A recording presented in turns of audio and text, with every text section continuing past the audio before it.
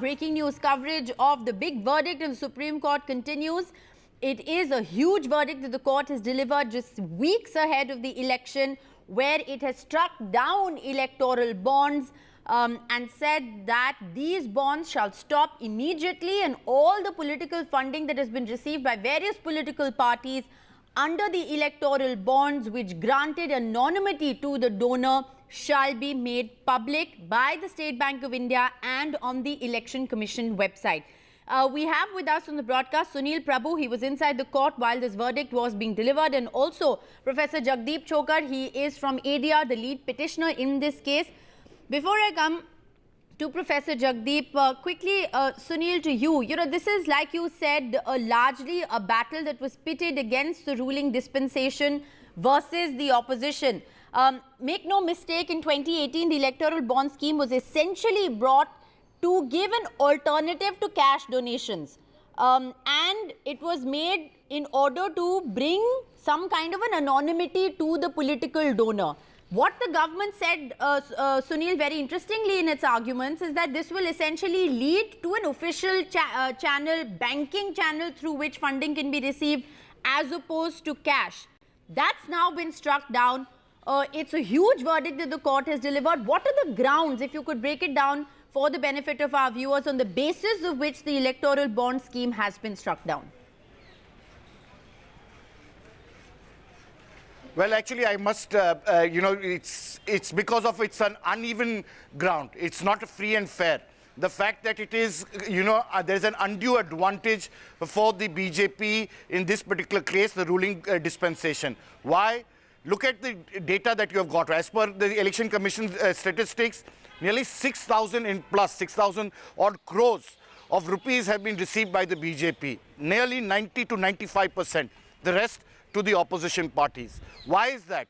Is that only that people want to give only a particular party or not?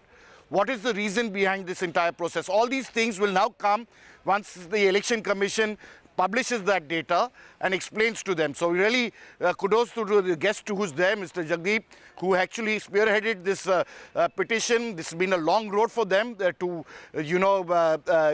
contest this argument on a constitutional court.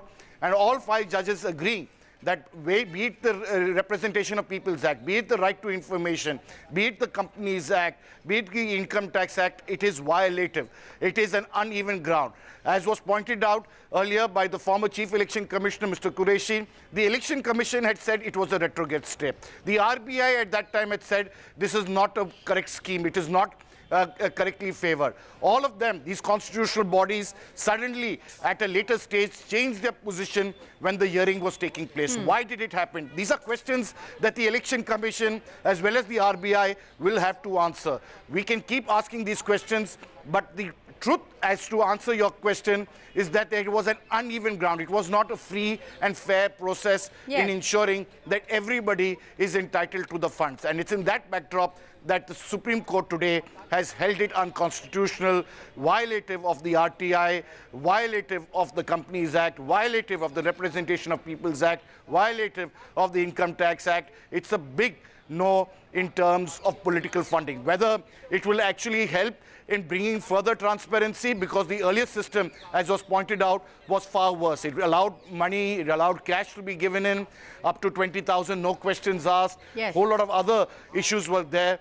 So it's in that, if you want to really cleanse India's electoral system, the government of the day, probably when the new government comes into play, will bring in a scheme in consultation with the Election Commission, with political parties and the RBI to actually clean up this entire process, because as you know, money power plays a critical and most important role ahead of elections. If one particular party has access to more money than the other, then you are not definitely unable to really contest in the true sense of the term.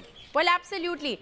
And those are things, the larger ramifications and implications of this judgment, like Sunil and I have been pointing out since the very outset. The timing coming in just weeks before the general election is something that is very, very hard to miss as far as this huge judgment is concerned. Very quickly, I also want to get in a word from Professor Chokar. You were the lead petitioner, sir, in this case. You've said in your opening comments that you're very happy with what all has been said in the Supreme Court. But, break it down for us. What were your biggest concerns when you petitioned the top court? And, in a certain sense, most of those have been addressed.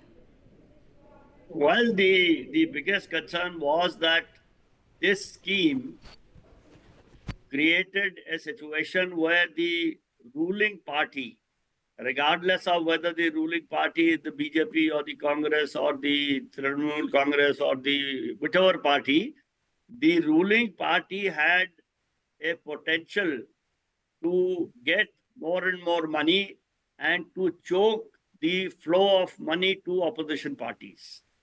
Now, this was true irrespective of who the ruling party is. Let me add that a couple of things Sunil Prabhu has said are a little doubtful, because he said it was only the BJP. Let me tell you, except the CPM, no other party filed a petition.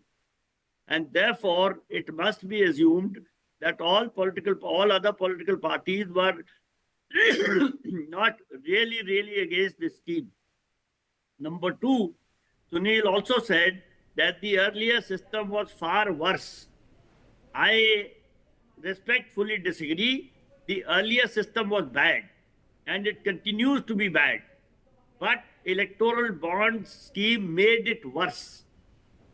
It is not that the system that we will now go back to was better, or it was a bad system. But if you compare it to electoral bonds made it much worse. Okay. I am not a defender of the earlier system. We have been fighting against the earlier system also for the last 23 years. Yes. But I do not want to leave this impression that removal of the electoral bond scheme will make the system worse than it was yesterday. Okay. It will be better than yesterday, but still very bad. Okay. So, the other correction I want to offer is that it is not only uneven playing field, it is also denial of the citizens' right to information. Citizens' right to know where do political parties. And I think that is something that the court has also highlighted today. That's what I'm saying. Sunil said that the primary ground is uneven playing field. I am adding to that, there are two grounds, uneven playing field and denying the citizens' right to information. Both are equally important. Right. Last word to you, Mohammed. I mean, you've been with us throughout our coverage of this verdict.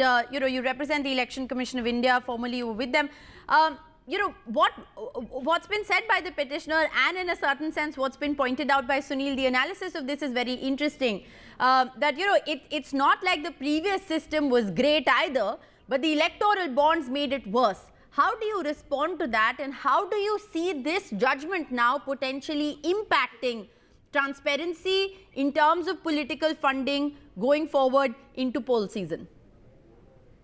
From day one, the Election Commission wanted to stop the black money practices in the Election Commission at the time of the elections in the country. And this was directly related. Their party was thinking that the money and the voting both are related. But always, we can say, the Election Commission has always interested the free and fair poll. And that's why, for the transparency, the political parties may register under the 21A of the RTI Act 1951.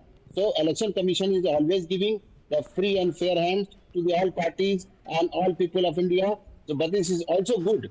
As today we have received the verdict from the Supreme Court of India. I'm very thankful to, and the Election Commission is also now safe. At this point of view, everything is clear. Earlier, they were also making everything clear, but this one of the eye of the public. So after the Supreme Court decision, everything is very clear. Means they are going to, as BIA is going to submit within 6 weeks, and before that, this is going submitted by the Election Commission of India, and all will be come on the website. Like the digital world, everything you can see free and fair. Now, nobody can say the Election Commission is going any hide from anything from the public or the party or the public. And that's why it's very clear. Okay. I'm very thankful to CGI. I'm very thankful to Election Commission of India and the public of India. Right. And you, thank you very much for the participating for this debate. Thank you very much. We'll take that as closing comments. Very interesting, because, you know, like Sunil has been pointing out, that it's not just that the scheme has been stopped immediately. That, of course, has happened. But retrospectively, all of the donations that have been received under the electoral bond scheme will be made public by the State Bank of India and put up on the Election Commission website.